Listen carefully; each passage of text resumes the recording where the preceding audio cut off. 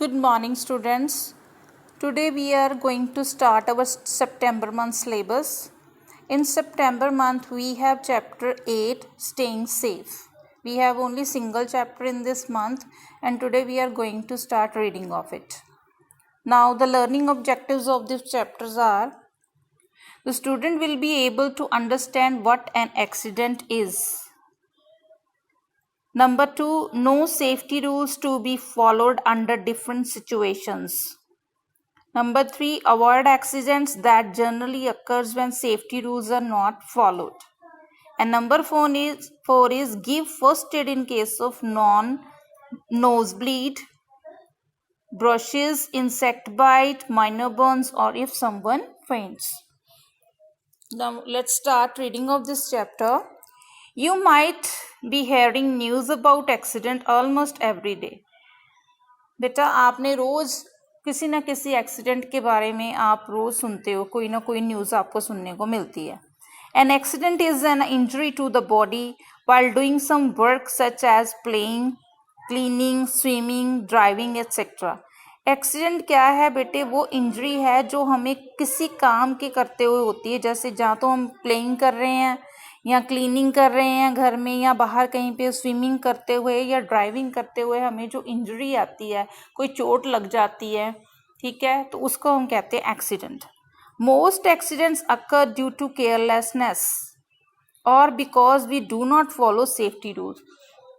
ज़्यादातर एक्सीडेंट्स बेटे तभी होते हैं जब हम केयरलेसनेस में होते हैं, मतलब हम केयरफुल नहीं होते, हमारा ध्यान कहीं और होता है, या फिर हम सेफ्टी रूल्स को फॉलो नहीं करते, तो इसलिए एक्सीडेंट्स होते हैं. But if we know how to stay safe we can prevent most accidents. अगर हमें पता हो कि हमें कैसे अपने आप को सेफ रख सकते हैं, हम कैसे सेफ रह सकते हैं, तो हम काफ़ी एक्सीडेंट से बच सकते हैं. अब सेफ्टी रूल्स के बारे में बेटे मैं आपको बताती हूँ.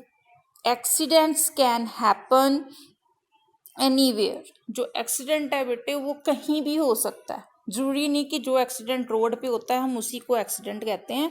एक्सीडेंट कहीं भी हो सकता है, at home and in school और ऑन रोड, ठीक है, कहीं पे भी हो सकता है एक्सीडेंट. कई बार घर में भी चोट लग सकती है, स्कूल में भी लग सकती है, रोड पे भी लग सकती है. तो जो भी जैसी भी इंजरी होती है, कोई भी चोट लगती है, तो उसको हम क्या कहते हैं?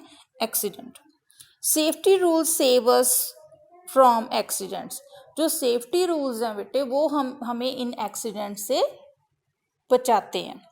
So we should know safety rules to be followed at different place. तो हमें पता होना चाहिए कि अलग अलग जगहों पे हमें कौन से सेफ्टी रूल्स का फॉलो करना है.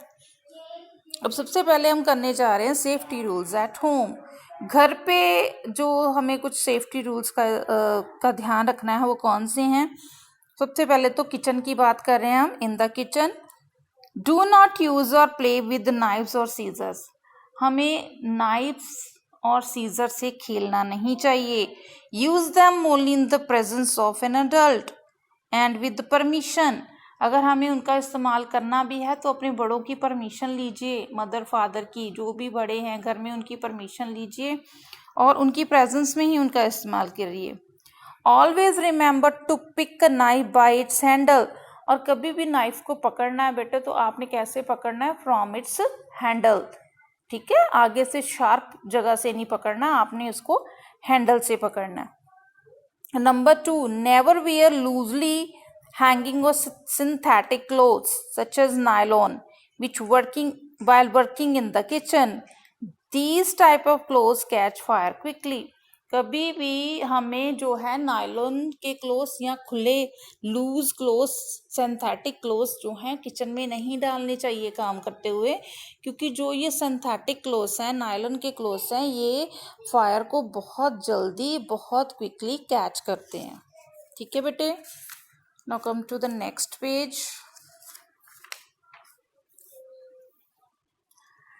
Do not play with matchstick. हमें मैचस्टिक से नहीं खेलना चाहिए, माचिस की तीलियों से खेलना नहीं चाहिए.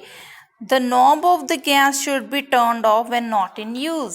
जब हमें गैस का इस्तेमाल नहीं करना है तब हमें उसकी जो नॉब है, ऑन ऑफ का बटन है नीचे सिलेंडर पे, तो उसको बंद कर देना चाहिए। ऊपर से भी प्रॉपरली जो गैस स्टोव है उसको प्रॉपरली बंद कर देना चाहिए जब हमें उसका इस्तेमाल नहीं करना। Remain at a safe distance from the gas stove when food is being cooked. जब कभी भी आपके घर में खाना पक रहा है गैस स्टोव के ऊपर तो उससे प्रॉपर डिस्टेंस मेंटेन करके रखिए। बिल्कुल पास में चिपक के नहीं खड़े होना गैस के, आपने थोड़ी दूरी बना के रखनी है, डिस्टेंस को मेंटेन रखना है। Electrical switches should be turned of before leaving the kitchen. जब आप किचन से सारा काम फिनिश करके बाहर आ रहे हो तो सारे जो इलेक्ट्रिक स्विचेस वगैरह हैं उनको ऑफ कर देना चाहिए। Electric appliances should be away from water taps to prevent electric shocks. बिजली के जो अप्लायंसेस, बिजली से रिलेटेड जो आपकी किचन में जो भी चीज़ें हैं, चाहे माइक्रो है, चाहे आपका इंडक्शन है या कुछ भी जो बिजली की चीज़ है, वो पानी के जो हाँ पॉइंट्स हैं, आपके वाटर टैप पॉइंट्स हैं, तो वहाँ से दूर होने चाहिए, उसके पास में नहीं होने चाहिए। इफ़ वाटर, क्योंकि वो जो है उसमें आपको इलेक्ट्रिक शॉक लग सकता है।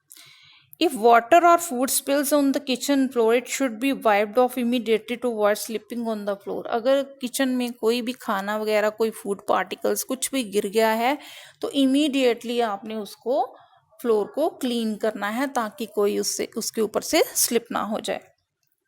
Do not touch or hold any hot utensils. Use tongs or thick cloth. Take help from a grown up.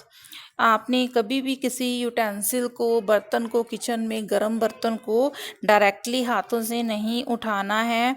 उसके लिए आपने टोंग का इस्तेमाल करना है या किसी कपड़े का इस्तेमाल करना है या फिर किसी बड़े की हेल्प लेनी है।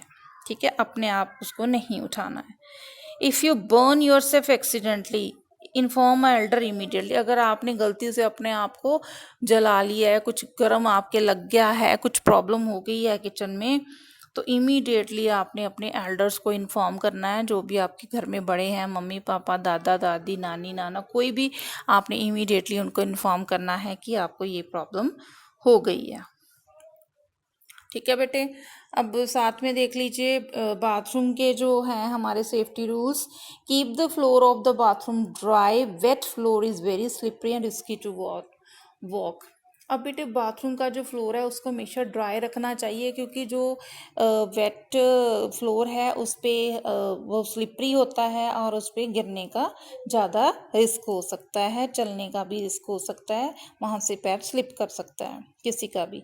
Do not leave the soap lying on the floor. कभी भी नहाने के बाद आपने सोप को फ्लोर पे नहीं छोड़ना है वॉशरूम में, उसको सोप केस में रखना है। Use non slippery bath mats to prevent slipping. आप नॉन स्लिपरी बाथ मैट्स बेटे मिल जाते हैं, उनका इस्तेमाल करना चाहिए वॉशरूम में ताकि स्लिप होने से बचा जा सके। Do not touch bathroom cleaning products. अब बाथरूम क्लीनिंग प्रोडक्ट्स बेटे जो होते हैं जैसे हार्पिक वगैरह है ना, डिटर्जेंट्स, कुछ भी ऐसे चीज़ें रखी होती हैं क्लीन करने वाली, जो वॉशरूम को क्लीन करने की होती हैं, उन प्रोडक्ट्स को आपको कभी भी टच नहीं करना चाहिए बच्चों को। Do not touch electric switches with weight hands. Bathroom में जो बिजली के स्विचेस हैं उनको गीले हाथों से टच नहीं करना चाहिए कभी भी, नहीं तो इलेक्ट्रिक शॉक लग सकता है आपको। Do not touch sharp objects like razors और scissors kept in the bathroom. जो शार्प ऑब्जेक्ट पेरेंट्स ने रखे हुए हैं जैसे रेज़र, सीज़र, कुछ भी रखा है तो आपने उनको टच नहीं करना है without the permission of the parents, या उनको आपको टच करना ही नहीं चाहिए, आपके काम की वो चीज़ें नहीं हैं, इनको अवॉइड करना चाहिए। तो बेटे ये थे हमारे होम के सेफ्टी रूल्स, किचन के और बाथरूम के। आज हम यहीं तक पढ़ेंगे, बाकी हम कल कंटिन्यू करेंगे। Till that thank you, have a nice day. यहाँ तक मार्क कीजिए। Good bye.